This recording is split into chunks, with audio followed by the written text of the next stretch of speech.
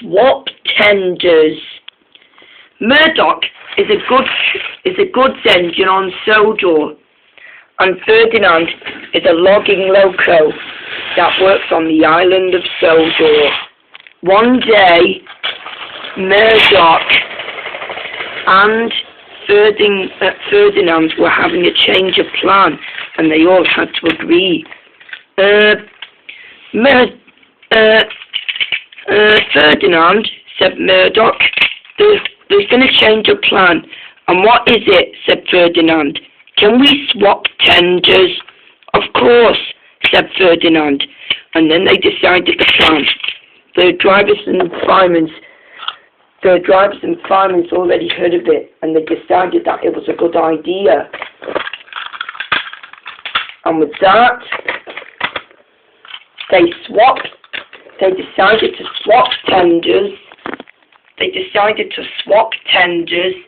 And at last, however, Murdoch with Ferdinand's tender, and Ferdinand with Murdoch's tender, and the two engines puffed away with the swapped tenders. They puffed really happily along. They looked really wonderful and different. Just then, Neville,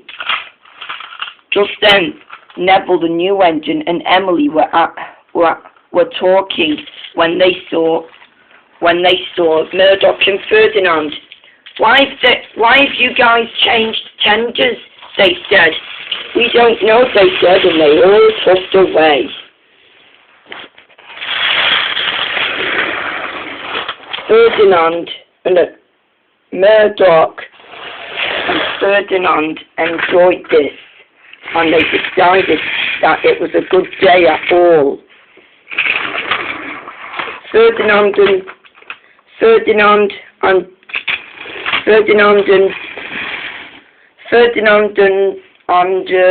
Murdoch liked this, but it was time for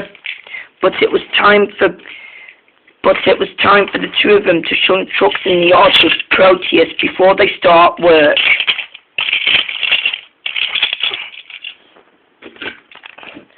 And with that, however,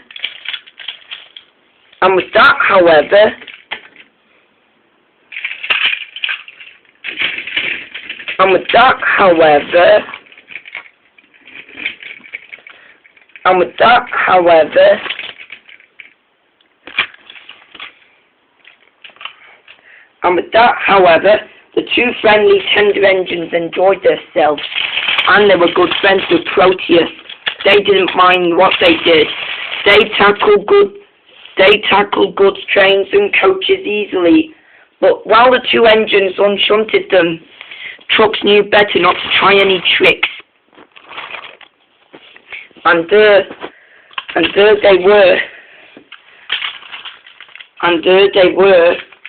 settling along, and there was Proteus. What did you think of our swapped tenders? Said Murdoch. Fantastic, said Proteus. But take my advantage. What? But take my advantage. Watch it. But take my advantage. What? But take my advantage. What? But take my advantage. Watch out for Emily, Molly, and Gordon. They will try to make fun of you, he said. Don't worry, said Murdoch. We'll soon settle them. Murdoch and Ferdinand had different sounded whistles. They sound like ships, said Emily and Molly. Or boats, sniggered Gordon. Tugboat Ernie, laughed the two female engines. Ha ha ha. Ferdinand and Murdoch puffed snookily with each other. You wouldn't even make fun of us, would you now? They shouted. Emily, Molly and Gordon jumped. They glanced nervously from side to side. Oh no, said Gordon. Certainly not, said Molly and Emily. That's fine, said Murdoch. But that's fine, said Murdoch. Well, remind me to take my advantage of you guys and keep it that way. That was the way Gordon and the girls kept it. But just then, however, they were ready to be on their own long time. And there was Neville, however, rushing into the station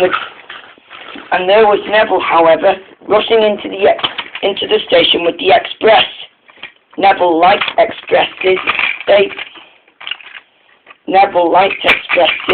They doing no harm at all, and he liked this.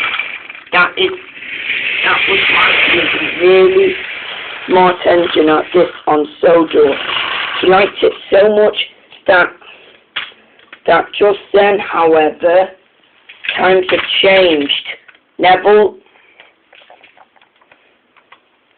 had to have a rest at the siding because of his long journey, and with that, however, Proteus was still keeping the big engines some more company while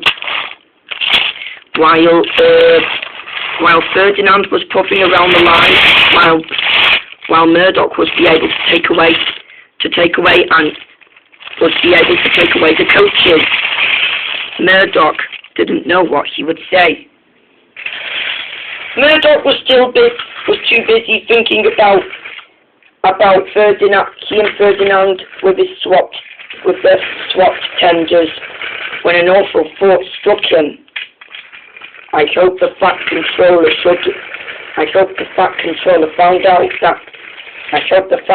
won't find out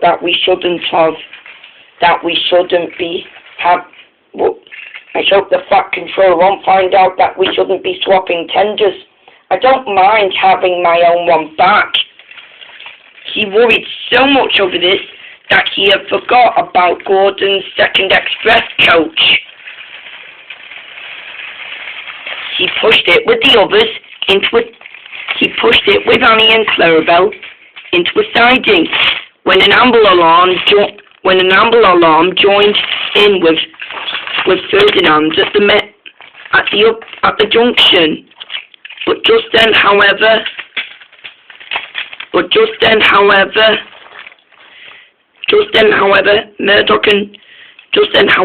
Ferdinand and Murdoch met up with one another at the junction. There was Spencer puffing away down the line when just then he came fussing. Where's the coach? He said. Coach? Said Ferdinand. What coach? Gordon's second coach. What he used to have. I must find it. He fussled away. Oh no, said Murdoch. I shouldn't have done this so wrong. You see that? Whispered Ferdinand's driver.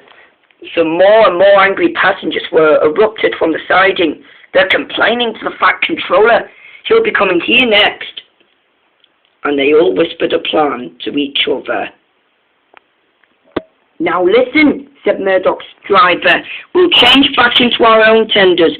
While we are here, Murdoch, do the fashion about us. Quick now, do as I say.